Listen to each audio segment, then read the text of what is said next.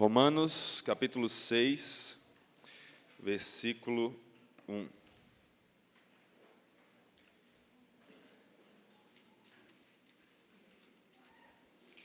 Nós vamos meditar do versículo 1 ao 14, mas nesse primeiro momento eu quero que você olhe comigo apenas para os versículos 1 e 2. E a palavra do Senhor diz assim: Que diremos então? Continuaremos no pecado para que a graça aumente ainda mais? De modo nenhum. Como viveremos ainda no pecado, nós que já morremos para ele? Eu creio que não é segredo para ninguém aqui que eu gosto bastante de basquete. Já até evangelizei vocês a respeito disso em meio às pregações, né? Tem que compartilhar sobre o que é bom, então a gente prega também. Mas o meu gosto pelo basquete hoje em dia não se compara, não é um terço do que já foi. Quando eu era adolescente, basquete era algo que eu fazia todos os dias eu jogava basquete. Até mesmo quando não tinha quadra disponível, eu saía na rua batendo bola para treinar o drible e melhorar a coordenação. Eu ficava assistindo aos filmes de jogadores que eu admirava, vídeos, e tentava imitá-los. E desses jogadores, existia um que se destacava tremendamente pela sua dedicação e pelo seu empenho. Se você sabe alguma coisa de basquete, talvez você conheça então o nome Kobe Bryant. Kobe Bryant foi um dos maiores jogadores de basquete da história, um dos mais dedicados e empenhados. E ele começou a jogar muito cedo, desde os 3 anos. Acho que é por isso que desde então eu tento ensinar os pequenos aqui, né? Vai que dá certo, viram também. Mas ele era muito dedicado e continuou assim durante basicamente toda a sua vida. O Kobe acordava às 4 da manhã para fazer o seu primeiro treino. E ao longo do dia, ele fazia vários outros. A ideia dele era que se ele começasse a treinar logo cedo, dava tempo de fazer um treino, voltar para casa, descansar um pouco, fazer outro treino, voltar para casa, descansar um pouco, fazer outro treino, e assim por diante ao longo do dia. A vida dele era basquete. Até mesmo os seus lazeres em casa tinham como objetivo o de se tornar melhor no basquete. Assistir TV, ele assistia filmes pensando em como, de alguma maneira, o que ele estava assistindo ali poderia ajudá-lo a ter mais estratégias para jogar. Ele chegou a fazer aula de sapateado para melhorar o movimento dos pés no jogo, porque por mais que basquete seja um jogo de arremesso, você usa bastante as pernas. E o Kobe foi desenvolvendo essa mentalidade dele de muita dedicação e empenho. Se tornou um dos jogadores mais importantes da história, um daqueles que disputava com o Michael Jordan pelo título de melhor jogador do mundo. E assim ele foi até a sua aposentadoria com quase 38 anos. No último jogo, fez mais de 60 pontos. Fez 60 pontos, terminando ali com a vitória do time, que ele fez basicamente todos os pontos no final, e terminou com aqueles pedidos de por que você está se aposentando, continua, olha o seu nível. Mas ele parou ali.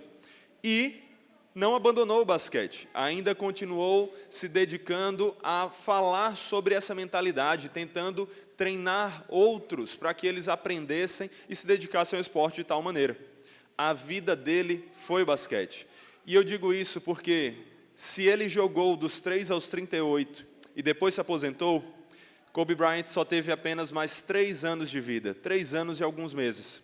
Porque se você também ouviu as notícias, você deve ter escutado sobre o terrível acidente de helicóptero, onde ele, a sua filha e mais algumas outras pessoas faleceram. Foi um evento muito triste para o esporte, mas não só para o esporte, um evento muito triste. Sempre é triste quando alguém morre. Deus não tem prazer na morte. Mas, meus irmãos, o que é que eu quero destacar aqui? Eu destaco a vida de alguém que se dedicou ao que acreditava ser importante. Kobe viveu para o basquete, viveu para o esporte. Mas a pergunta que nós devemos fazer é: para que nós devemos viver? O que deve ser o nosso foco? O que nós devemos colocar como o alvo da nossa vida? A quem nós devemos servir como propósito de nossas ações? Esse texto traz uma pergunta logo de cara: Continuaremos no pecado para que a graça aumente? E como resposta, nós encontramos um sonoro não, de modo nenhum. Como nós vamos viver para aquilo que nós já morremos? O que esse texto quer nos ensinar aqui é que não podemos viver em pecado, porque nós já morremos para Ele e ressuscitamos para Deus. Nós não podemos viver em pecado, porque nós já morremos para Ele e ressuscitamos para Deus. E o texto começa então enfatizando qual é a causa dessa verdade. A causa dessa verdade é a união de Cristo. A primeira divisão desse sermão nos mostra que a união com Cristo é a causa dessa verdade. Romanos, capítulo 6, versículo 1 diz: que diremos então? Continuaremos no pecado para que a graça aumente? O que Paulo está fazendo aqui é trazendo uma pergunta que pode surgir na mente de alguns dos seus ouvintes por causa da ênfase que ele vem dando à graça. Nos últimos versículos, Paulo estava enfatizando como a graça supera o pecado. Ele diz que onde abundou o pecado, superabundou a graça. A graça é maior do que o pecado.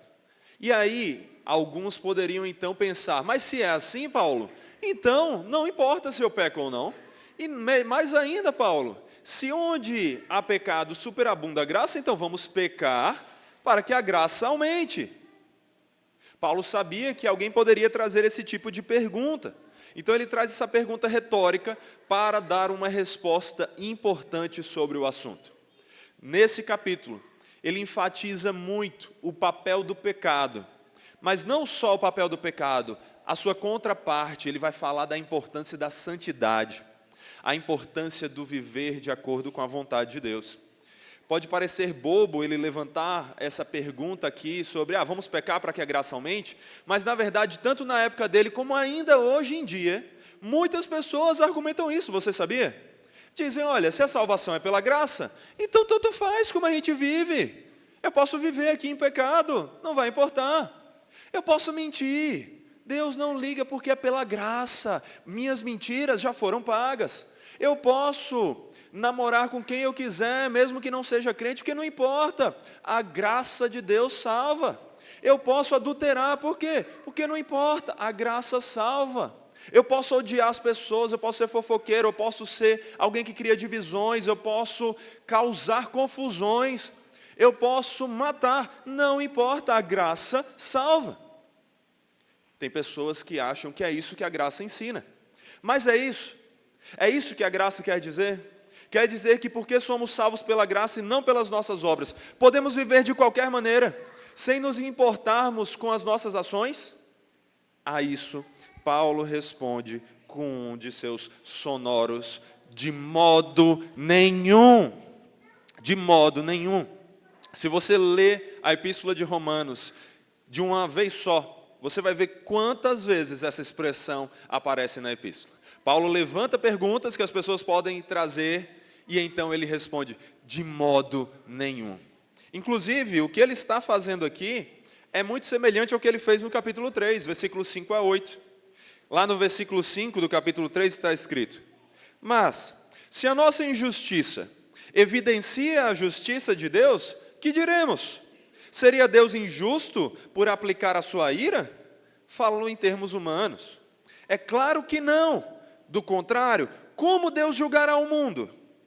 E se a minha mentira faz com que aumente a verdade de Deus para a sua glória, por que ainda sou condenado como pecador? E por que não dizemos, como alguns caluniosamente afirmam que o fazemos, pratiquemos o que é mal, para que nos venha o que é bom? A condenação destes é justa. Nós já meditamos nesse texto, não é verdade? Já meditamos em Romanos 3, estamos seguindo na série, vamos tentar zerar, a epístola de Romanos. Estamos crescendo no conhecimento da palavra de Deus através dessa epístola tão importante. E nós já olhamos para isso, mas Paulo repete. Paulo sabe que nós somos rápidos em esquecer das verdades.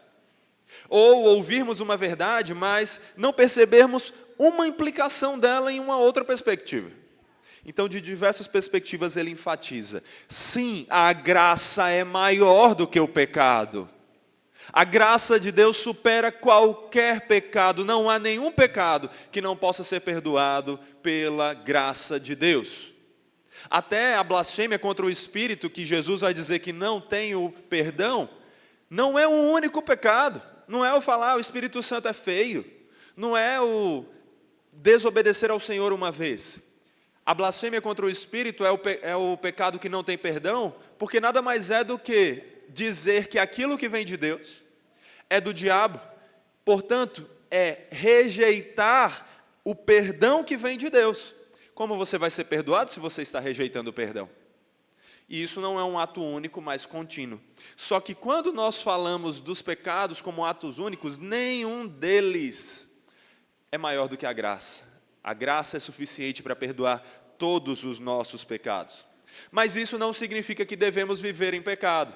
Sabe por quê? É o que Paulo vai enfatizar também aqui nesse texto. Ele diz: de modo nenhum, não podemos viver em pecado para que aumente a graça. Sabe por quê?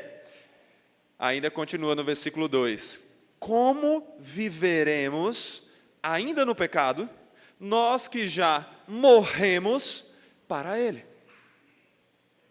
Percebe o que Paulo está colocando aqui? Como você vai viver para algo que você está morto? Se você está morto, você não pode viver. Você não pode viver para aquilo. O que Paulo está enfatizando é que aqueles que estão em Cristo já estão mortos para o pecado. Eles não têm mais vida para o pecado. E por que isso? Tudo isso tem a ver com o que Paulo vai enfatizar nos versículos 3 a 4. Ou será que vocês ignoram que todos nós que fomos batizados em Cristo Jesus, fomos batizados na sua morte? Fomos sepultados com ele na morte pelo batismo, para que, como Cristo foi ressuscitado dentre os mortos pela glória do Pai, assim também nós andemos em novidade de vida. Paulo diz que a união com Cristo é a causa dessa verdade. Que verdade? A verdade de que nós não vivemos mais em pecado porque nós morremos para Ele e ressuscitamos para Deus. Nós somos unidos a Cristo. Estamos meditando na epístola de Paulo aos Efésios, no nosso pequeno grupo, e essa epístola repetidamente usa a expressão em Cristo, em Cristo, em Jesus, em Cristo, nele, nele, nele. Por quê? É uma epístola que fala das bênçãos que Jesus conquistou para a sua igreja. E todas essas bênçãos só chegam até nós, por quê? Porque nós estamos em Cristo. Nós estamos nele. Às vezes nós não falamos tanto dessa doutrina, desse ensino, mas ele é lindo, é maravilhoso, ele é a causa de todas as bênçãos. O ensino da união com Cristo. Se você está em Deus, foi salvo, você só está assim, porque você foi unido a Cristo. Você está justificado do pecado, está salvo. Por quê? Porque você está em Cristo de tal maneira que quando Deus olha para você, pecador, Ele não vê mais os seus pecados, mas Ele vê Jesus, que é justo e que já morreu pelos seus pecados.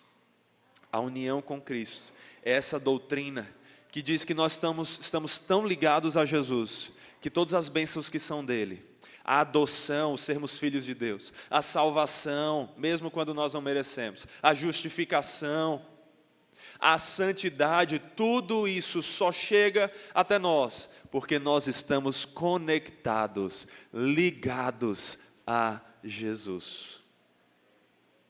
É por isso, não é pelos seus méritos, não é porque você se tornou bom, é porque Jesus está ligado a você. A união com Cristo é a causa de nós hoje não vivermos em pecado, porque nós estamos unidos a Ele, inclusive na sua morte e na sua ressurreição. Aqui, desde o versículo 20 do capítulo 5 até o versículo 4 do capítulo 8, Paulo vai falar do pecado como uma espécie de senhor tirano, que lhe força a obediência, uma obediência escravizante e terrível. Ele também coloca o pecado como uma espécie de força, de energia, que conduz você a práticas ainda mais pecaminosas. E através dessa forma que ele dá ao pecado, Paulo vai falar como em Cristo nós somos libertos do pecado. Como é que nós somos libertos do pecado? Simples. Nós morremos para ele. E se nós morremos para o pecado, de que vale a nossa vida para ele? De que vale a nossa existência para ele? Se estamos mortos para algo, não podemos fazer nada para aquele algo, não é verdade? Se nós estamos mortos para o pecado não tem mais poder sobre nós, porque não há ordem que ele nos dê que possa ser obedecida. Morremos para ele. Por que morremos para ele? Como morremos para ele?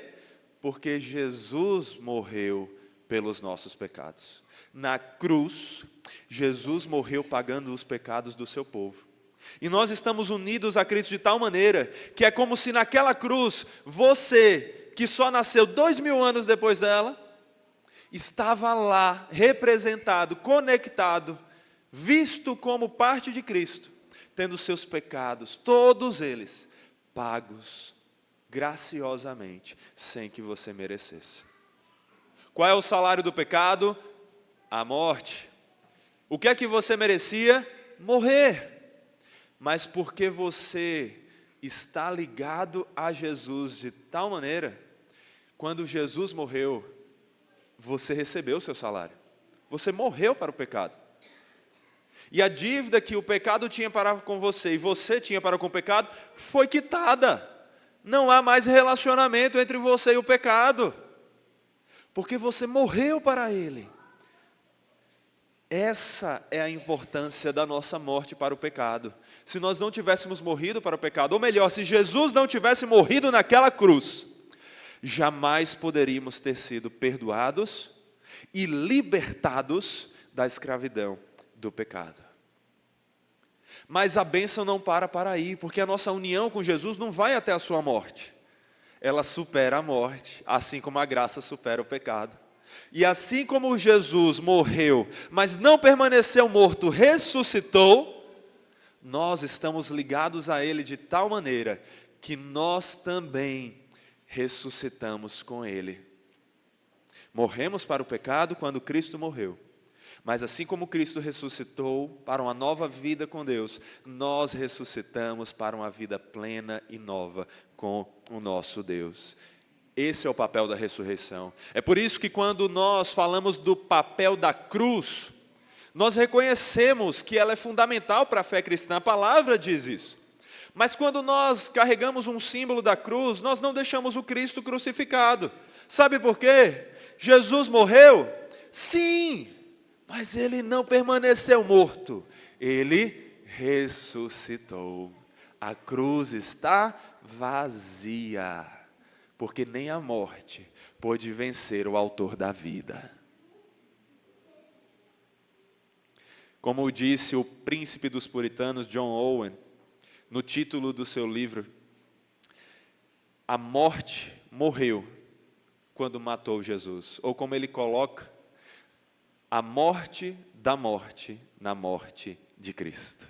Quando Jesus morreu, a vida dele era tão poderosa que a própria morte morre, mas ele vive. E esse que vive, que ressuscitou, é aquele a quem nós estamos ligados de tal forma que nós ressuscitamos com ele. E tudo isso, meus irmãos, é a beleza da salvação.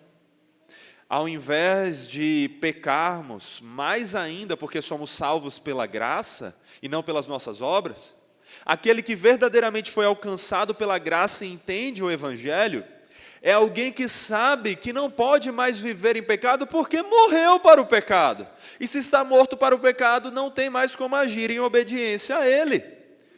A salvação pela graça não deve nos fazer praticar mais pecado ainda, pelo contrário, deve nos fazer abandonar o pecado, lutar contra ele, porque nós morremos para ele e ressuscitamos para Deus em Cristo Jesus, e agora em uma nova vida nós vamos viver em obediência a esse Deus.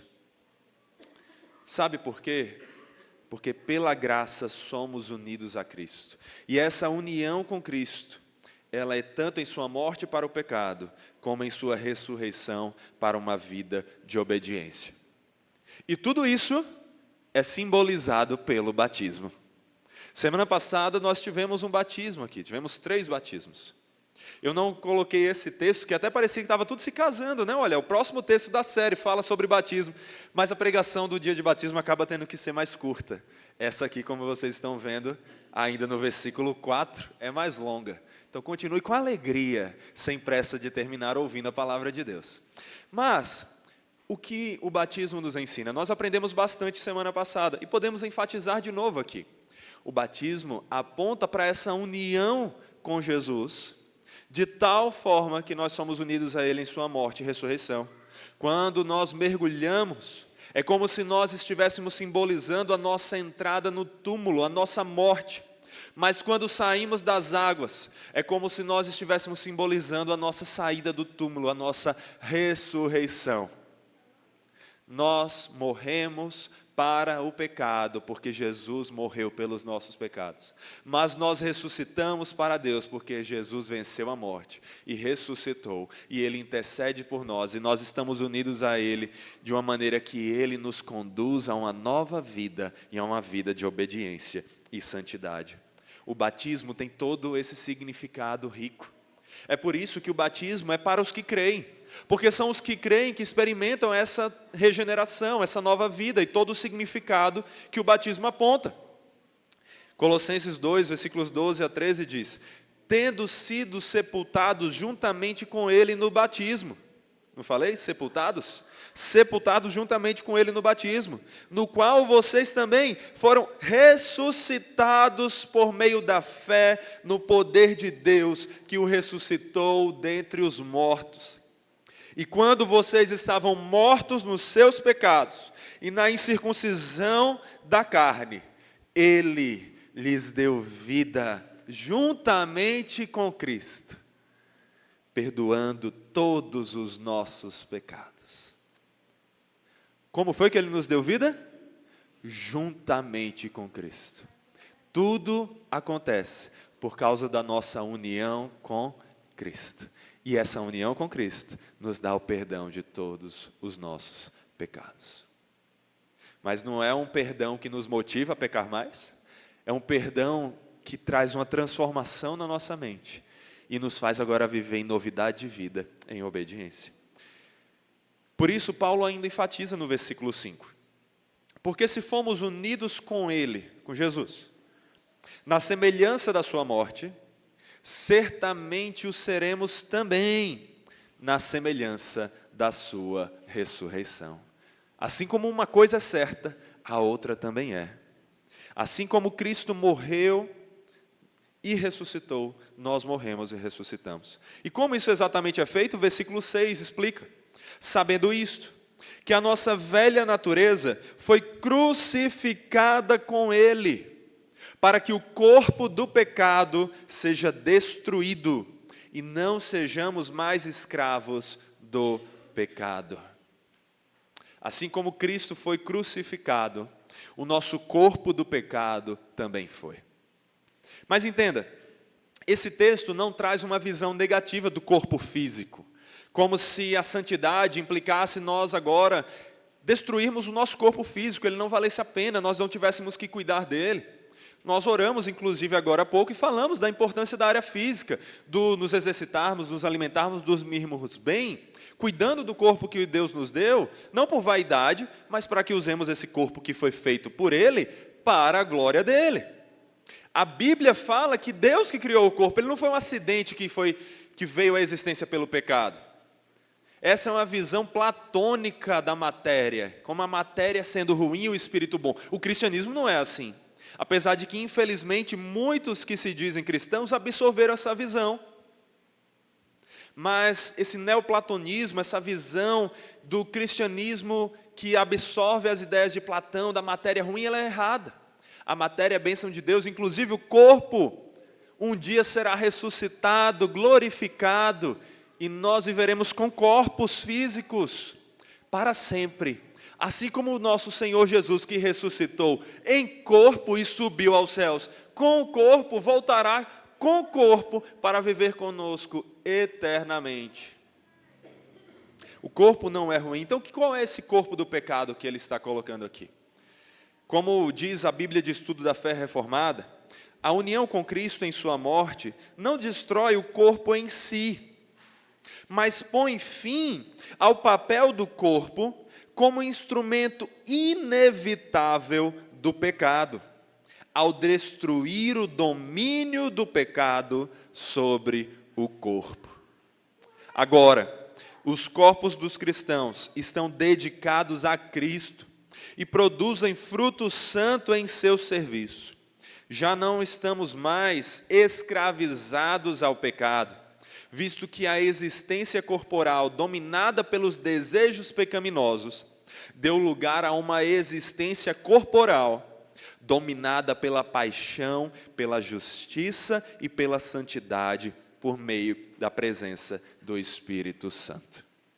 Ou seja, a ideia aqui não é que o corpo precisa ser destruído. Não é que você deve menosprezar o cuidado com o seu corpo. Você deve cuidar dele para a glória de Deus. Mas que, assim como Cristo em sua morte estava pondo fim ao pecado, você deve pôr fim ao domínio do pecado sobre o seu corpo, porque Cristo já fez isso por você. E, portanto, você não deve usar o seu corpo para servir mais ao pecado. É como Colossenses vai dizer: cancelando o escrito de dívida que era contra nós e que constava de ordenanças, o qual nos era prejudicial, Jesus removeu inteiramente, cravando-o na cruz. Gálatas 5:24, e os que são de Cristo Jesus crucificaram a carne com as suas paixões e os seus desejos. A ideia é que nós devemos destruir o corpo do nosso pecado, no sentido de que nós devemos dizer não aos desejos que são pecaminosos e que nós obedecemos por meio do nosso corpo, usando a nossa língua para proferir mentiras, maldades, as nossas mãos para machucar pessoas, os nossos olhos para cobiçar aquilo que não é nosso, e usando o nosso corpo para o pecado. Isso sim deve ser crucificado, destruído e abandonado. E Cristo fez isso. E nós somos chamados a fazer também, porque é a mescla da soberania de Deus e da responsabilidade do homem. Em resposta ao que Cristo fez espiritualmente para nós, no dia a dia nós somos chamados a crucificar o nosso corpo com os seus desejos pecaminosos, vivendo em obediência. E é por isso que 2 Coríntios 5,17 diz: e se alguém está em Cristo, é nova criatura. Eis que as coisas antigas já passaram e se fizeram novas. Assim como Cristo morreu e ressuscitou num corpo glorificado, o nosso antigo eu foi crucificado, morto, destruído, e ressuscitamos em uma nova vida. E aí, Paulo diz, versículo 7, pois quem já morreu está justificado do pecado. Sabe por que está justificado do pecado quem já morreu? Porque já pagou o que devia ao pecado. O salário era a morte, mas já morremos. Não temos mais dívida, já pagamos, já recebemos. Agora, nós temos a dívida zerada. Mas a dívida não era tudo que a gente precisava resolver. E a nossa justiça? Nós vemos o outro lado.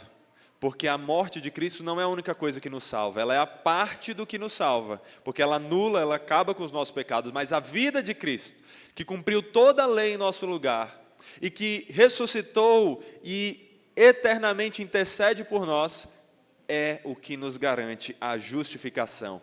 De maneira que estamos unidos a Cristo, ao ponto de quando Deus olha para nós, ao invés de ver os nossos pecados, vê a justiça de Cristo. E por isso somos justificados. Versículo 8. Ora, se já morremos com Cristo, cremos que também viveremos com Ele. Não perca de vista a beleza dessa afirmação. Se já morremos com Cristo, cremos que também viveremos com Ele. Esse viver aqui, ele tem um duplo significado. Ele aponta para o viver na eternidade, meus irmãos. Ele fala que nós não só vivemos no momento, mas nós viveremos. Eternamente nós viveremos com o Senhor. Temos a vida eterna garantida pelo Senhor. Ele nos dá a vida eterna e ninguém nos tirará dos seus braços. Mas isso é algo que ainda não se consumou, certo? Mas já começou. É o já e ainda não. Por isso que a vida eterna que teremos com Jesus é parte do que é prometido aqui. Mas esse viveremos também aponta para uma realidade que já experimentamos. Porque se estamos em Cristo, nós já vivemos com Ele. Você já está em Cristo agora. Você não estará em Cristo apenas no futuro, na eternidade. Cristo está em você, cristão, agora. Agora. Você está em Cristo agora. Essa é a beleza da nossa união. O autor da vida vive em nós e nos faz viver por Ele e para Ele. Nós vivemos com o Senhor, capacitados por Ele, pela vida que Ele nos dá e para a obediência a Ele. Essa é a beleza da união. E depois de ter enfatizado de tantas formas a íntima união que nós temos com Cristo, tanto em sua morte como em sua ressurreição, Paulo faz aqui um parêntese agora nos versículos 9 a 10, para descrever mais especificamente como isso acontece exatamente em Cristo. Versículos 9 a 10. Sabemos que havendo Cristo ressuscitado dentre os mortos, já não morre. A morte já não tem domínio sobre ele. Pois quanto a ter morrido, de uma vez para sempre morreu para o pecado. Mas quanto a viver, vive para Deus. O que Paulo destaca é que Jesus, por meio da sua morte, derrotou a morte. E ele não fez isso de uma maneira que ele precisou continuamente lutar contra ela. Ao contrário do que a Igreja Católica faz na missa, de supostamente em toda a missa sacrificar a Cristo novamente, não é isso que acontece com o Evangelho. O Evangelho diz que com sua morte única, Jesus cumpriu o que precisava cumprir. E ele não permaneceu morto, mas ele ressuscitou e ele vive para Deus. Meus irmãos, isso aqui é o que o autor aos Hebreus diz lá no capítulo 10, versículos 10 a 14. Nessa vontade é que temos sido santificados, mediante a oferta do corpo de Jesus Cristo, uma vez por todas. Ora, todo sacerdote se apresenta dia após dia, para exercer o serviço sagrado e oferecer muitas vezes os mesmos sacrifícios que nunca, jamais podem remover pecados. Jesus, porém, tendo oferecido para sempre um único sacrifício pelos pecados, assentou-se à direita de Deus, aguardando daí em diante, até que os seus inimigos sejam postos por estrado dos seus pés. Porque com uma única oferta, aperfeiçoou para sempre os que estão sendo santificados. Com sua única oferta, com sua única morte, com seu único sacrifício, de uma só vez e para sempre, Jesus aperfeiçoou aqueles a quem Ele tem santificado. Quem são esses? Aqueles que estão unidos a Ele. Quem são esses? Vocês. Nós, todos os que verdadeiramente pela fé estamos unidos a Cristo. É isso que o sacrifício de Cristo nos dá. E é por isso que a causa dessa verdade, a causa de estarmos mortos para o pecado, e por isso não mais devemos viver em pecado, mas estarmos ressuscitados para Deus, para vivermos em obediência a Deus, a causa de tudo isso é a nossa união com Cristo. É a nossa união com Cristo. A nossa união com Cristo é a primeira verdade que esse texto nos ensina sobre a verdade que nós estamos entendendo, de que nós não mais devemos pecar, porque morremos para o pecado e fomos ressuscitados para Deus. Mas em segundo e em último lugar, o que esse texto vai nos mostrar é que a vida em obediência santa é o resultado dessa verdade.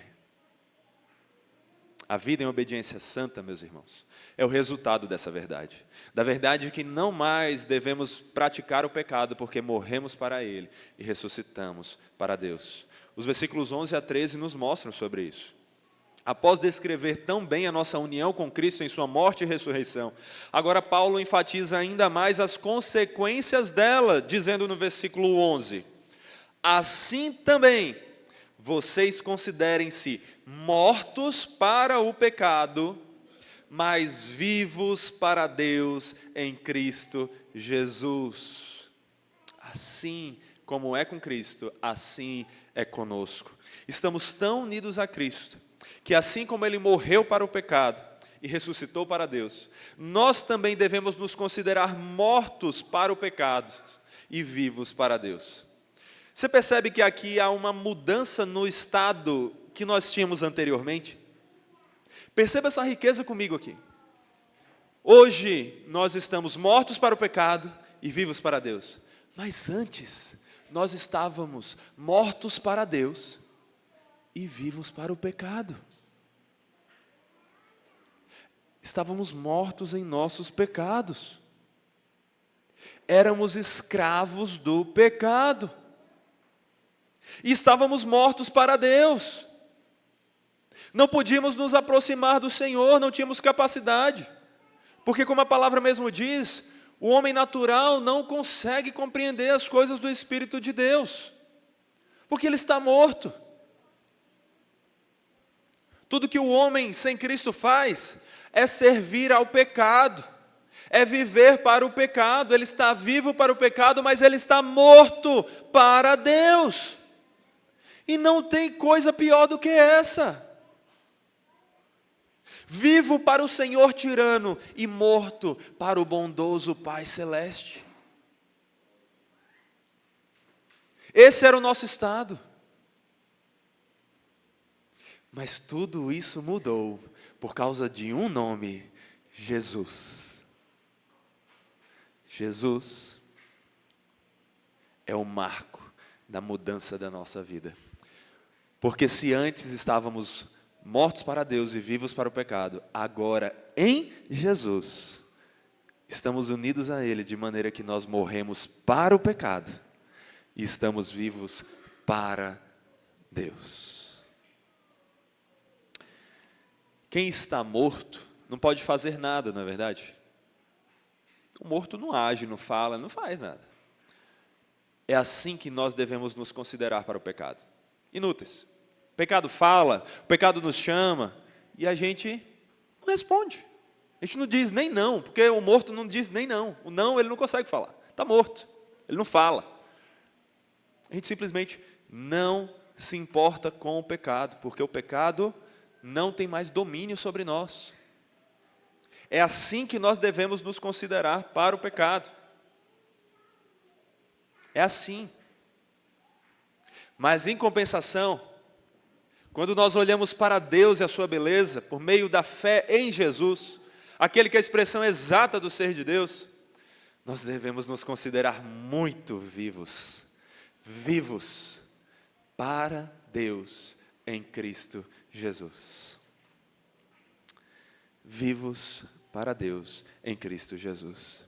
É por isso que o mesmo Paulo, que está nos dizendo tudo isso, quando estava preso, disse: viver é Cristo. Viver é Cristo. Porque se você morreu para o pecado, você agora vive para Deus, para Cristo, para Jesus. A Bíblia diz que Ele morreu por nós, para que nós não vivêssemos mais para nós mesmos, mas para aquele que por nós morreu e ressuscitou. Então, se você está respirando, se você está vivo para Deus. Não desperdice a sua vida vivendo para si mesmo. Isso é o mesmo que viver de volta para o pecado. Se você está vivo, que cada respiração, que cada fôlego seja para Deus. Ontem, a Paula, que é a líder do ministério de corrida dessa igreja, né? Ainda não está muito formalizado esse ministério, mas já está ali informalmente. Ela me colocou numa enrascada. Eu corri 5 quilômetros na minha vida 4 vezes, uma com 19 anos, uma com o Diego, que é outro que gosta de correr também, me chamou, ela vou eu correr, mas eu fui no trotinho. Uma outra, quando eu fui no CrossFit um dia, eu cheguei no primeiro dia, era corrida. Aí eu sou meio competitivo, eu disse, não, eu vou correr. Aí corri, e uma outra que eu fiz no parque, mas foi isso, 4 vezes na vida. Aí lá vou eu, a Paula, tem uma corrida, sábado à noite. Aí eu, meu Deus do céu. Mas tá bom, né? Quando eu vi, ela já estava com o ticket, tudo resolvido para mim. Eu digo, rapaz, a gente não tem livre-arbítrio mesmo, né? Já está tudo resolvido assim. Aí eu disse, bora. Mas assim, de manhã eu estava pensando, meu Deus, eu vou correr sábado à noite e pregar domingo de manhã. Eu estava com medo de ter que pregar sentado aqui, que nem o Dave Leonardo. Mas qual é a relevância disso? É porque eu estou falando do fôlego, não é? E não tem uma hora que você percebe tão bem o seu fôlego, senão quando você está correndo 6 quilômetros sem preparação. Cada vez que você respira, você diz, Senhor, Senhor, Senhor. Mas antes de correr, eu chamei ela, a Andressa também correu. Eu chamei ali o grupo IBRJ da corrida. Eu disse, vamos orar aqui? A gente é crente, né? Vamos orar? E a gente orou e basicamente a gente falou, Senhor, nos livra do mal, nos livra do nosso mau condicionamento físico, nos faça ter uma boa corrida e que nós corramos para o Senhor e que nós lembremos do Senhor. Talvez você pense, tá, mas o que é que muda para Deus se você correu ou não? Diretamente não é uma coisa do tipo, eu corri e mais pessoas foram convertidas, não é isso? Mas enquanto eu respiro, cada respiração que eu tenho é para Deus.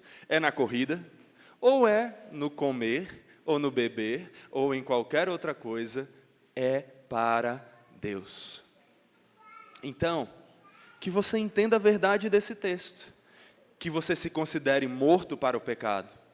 Você não é nada para o pecado, mas isso não resolve tudo. Você não é morto para o pecado para agora viver para si mesmo. Você é morto para o pecado, mas vivo para quem? É para você? Não. É para alguém muito melhor.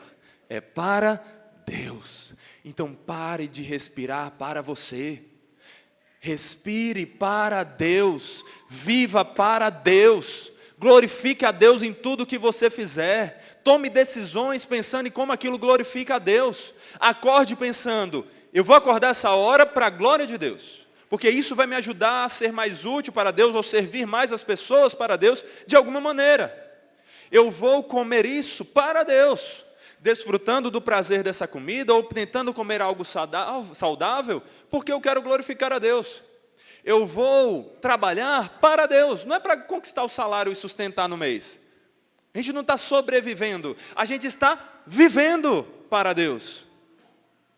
Que você faça todas as coisas para esse Deus, que te amou ao ponto de dar o seu filho para morrer por você. E aí o texto diz, como é que isso acontece na prática? Versículo 12 a 13. Portanto, não permitam que o pecado reine em seu corpo mortal, fazendo com que vocês obedeçam às suas paixões. Também não ofereçam os membros do corpo ao pecado, como instrumentos de injustiça, mas como pessoas que passaram da morte para a vida, ofereçam a si mesmos a Deus e ofereçam os seus membros a Deus como instrumentos de justiça. É interessante, né? Ele fala assim, ó: portanto, não permitam que o pecado reine em seu corpo mortal, fazendo com que vocês obedeçam a quem? Ao pecado? As suas paixões. É interessante, né? Como é que você obedece o pecado? Você pode dizer, mas eu nunca obedeci o pecado, eu nunca fiz algo assim, ó, pecado, eu vou te agradar.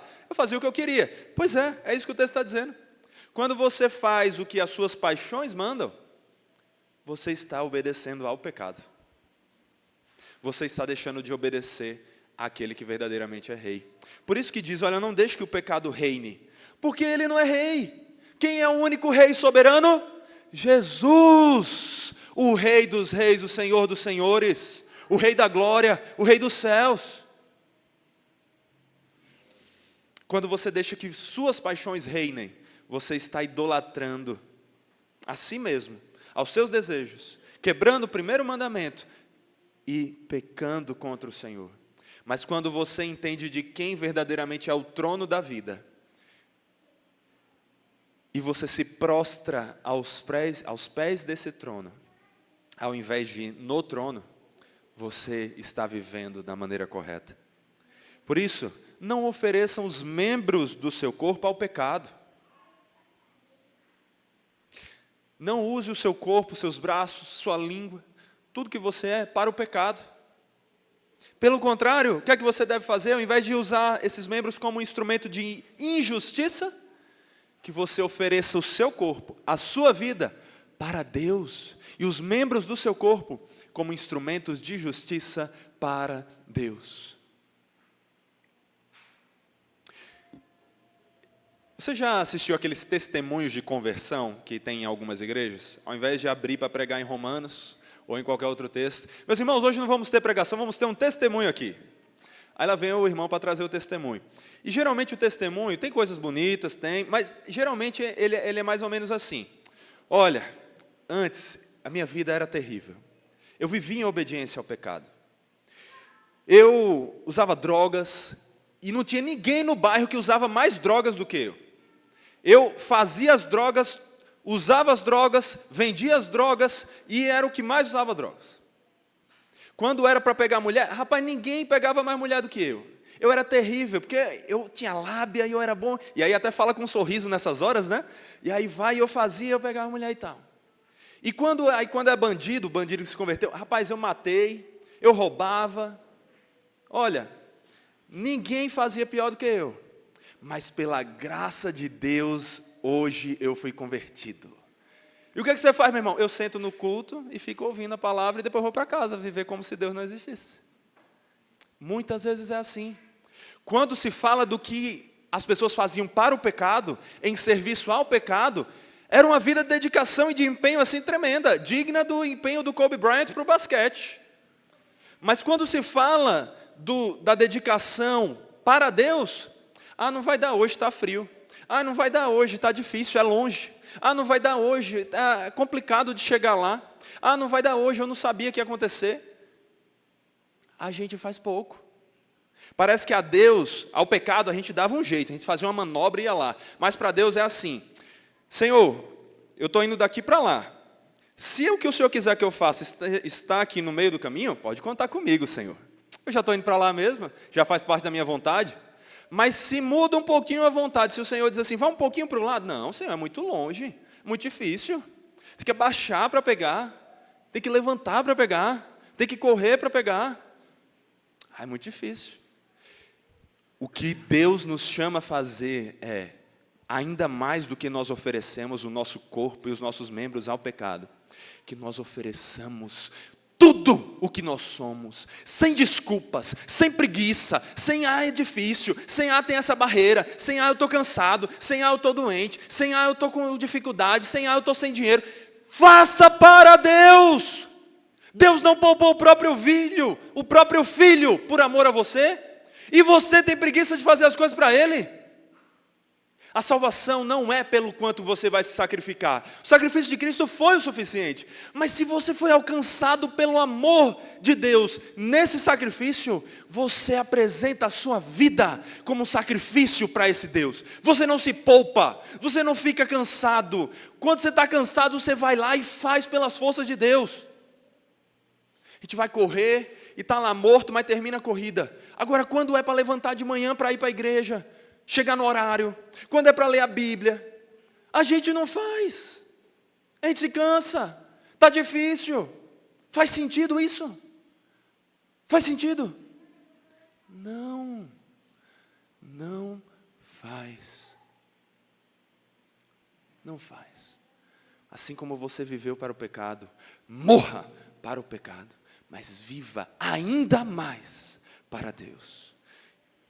É por isso que a palavra nos diz que nós devemos oferecer o nosso corpo como sacrifício vivo, santo e agradável a Deus, porque este é o nosso culto racional. Você não tem que matar um animal para oferecer ofertas ao Senhor. Todos os animais sacrificados eram sombras do que Cristo fez. Você não tem que benzer sua casa com óleo para que ela seja de Deus. Você não tem que passar 40 dias de jejum de não sei o que como um voto a Deus. O que você tem que fazer é respirar para Deus e fazer todas as coisas para Deus. Pense, use a cabeça que você tem para Deus. Fale para Deus. Se mova para Deus. Haja, trabalhe, estude, se relacione para Deus. Não desperdice a sua vida. Viva para Deus, porque Deus te amou ao ponto de dar a vida do Filho dele por amor a você. E como é que nós podemos viver assim? Talvez você se pergunte, como? Mas como que eu vou conseguir? Olha o versículo 14, o versículo final do nosso texto. Porque o pecado não terá domínio sobre vocês, pois vocês não estão debaixo da lei, e sim da graça. O pecado não tem mais domínio sobre nós. Ah, mas é difícil dizer não ao pecado. Meu amigo, o pecado não tem mais domínio sobre você. Toda vez que você obedece o pecado, você obedece porque você quis. Não é porque você não tinha escolha. Ah, foi difícil. Difícil pode ser. Mas e daí que foi difícil? Você acha que ir para a cruz foi fácil?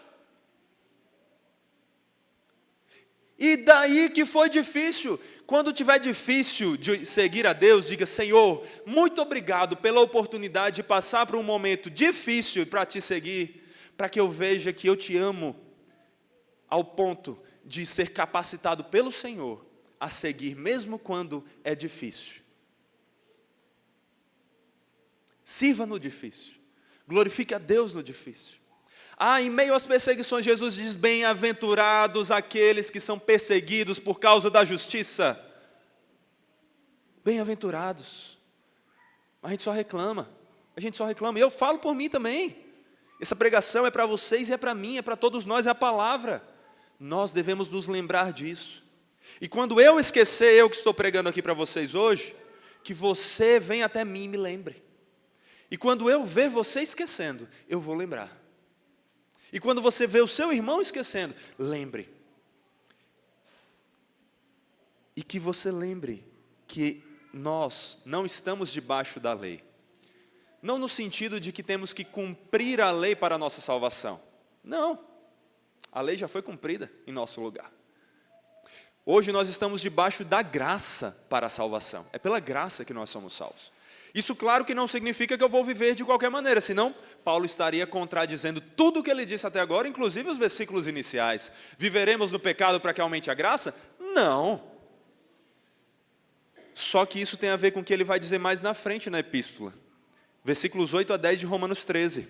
Não fiquem devendo nada a ninguém, exceto o amor de uns para com os outros.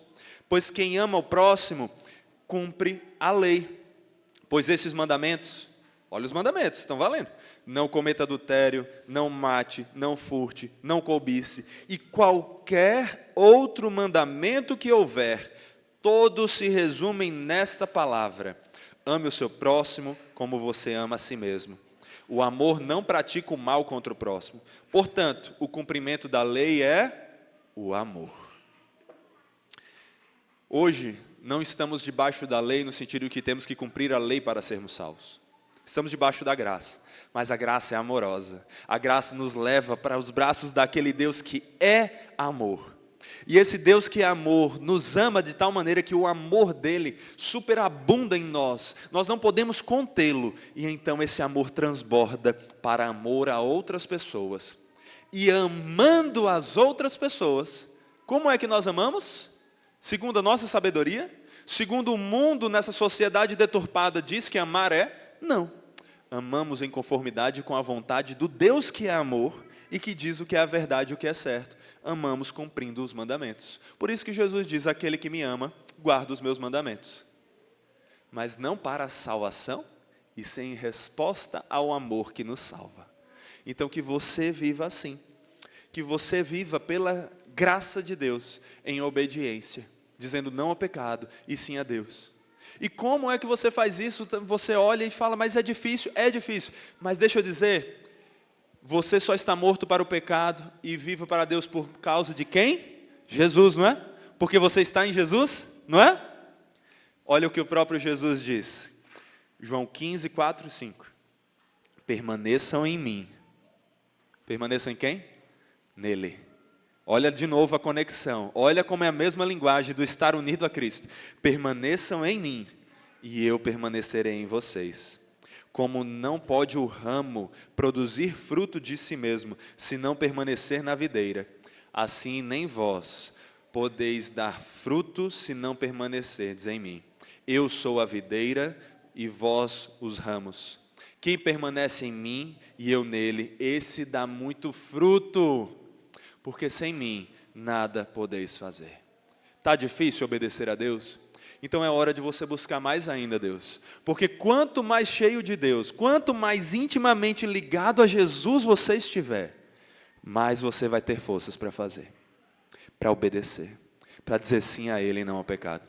Mas quanto mais você tentar vencer o pecado pela força do seu braço, tentar agradar a Deus pela sua obediência, pelo fazer, você está se distanciando daquele que é o único que pode capacitar você a dar fruto. Então seja humilde. Antes de agir, antes de correr, que você ajoelhe, se prostre na presença do Deus que te deu Jesus como teu Senhor e Salvador, e que te uniu a Ele, de maneira que agora nele você pode frutificar em toda boa obra para o agrado do Senhor. Meus irmãos, a verdade desse texto é que nós não devemos viver no pecado. Até pecamos aqui e ali, mas temos que lutar contra o pecado. Não podemos viver praticando o pecado, porque nós morremos para ele. A verdade desse texto é que nós não devemos ficar pecando, por quê? Porque nós morremos para o pecado e ressuscitamos para Deus. E tudo isso por causa da nossa união com Cristo Jesus, que resulta em uma obediência santa, não para conquistarmos a salvação, mas porque fomos salvos. Em resposta a tudo isso, que você seja alguém que busque o Senhor. Você não está em Jesus, você não conhece Jesus, você tem vivido segundo suas paixões, os seus desejos. É hora de você abandonar tudo isso. É hora de você morrer para si mesmo. É hora de você morrer para o pecado.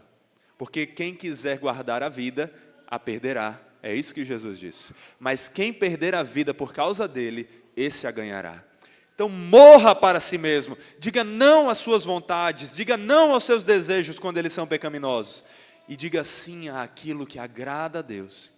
Se converta, seja convertido. Se você ainda não tem certeza de que está em Jesus, dobre os joelhos, ore e diga: Senhor, tem misericórdia de mim, pecador.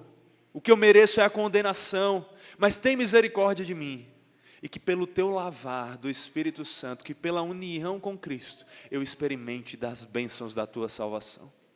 E se você já está em Cristo, a história não acabou. O unir-se a Cristo é o começo da corrida e da caminhada. Nós corremos não como um corredor que vai tentar só alcançar algo perecível. Nós corremos para alcançar uma coroa que não perece, uma coroa eterna, o viver com nosso Deus, reinando com Ele eternamente. Que você que está em Jesus, faça mais. Faça mais. Ah, Saul, mas eu já leio a Bíblia, leia mais. Ah, mas eu já oro, ore mais. Mas eu já sirvo na igreja, sirva mais. Mas eu já prego o Evangelho, pregue mais. Porque na luta contra o pecado, o autor aos Hebreus diz: vocês ainda não resistiram até o sangue.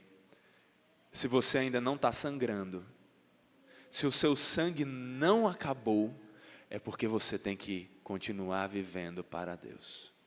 Se você está respirando, respire para Deus, viva para Deus, porque é só assim que a vida tem sentido. E faça tudo isso pelos méritos e capacitação de Jesus, que é o autor da nossa vida, o autor da nossa salvação. Oremos a esse Deus. Santo Deus, tem misericórdia de nós somos fracos, nós somos pecadores, sem Ti nada podemos fazer.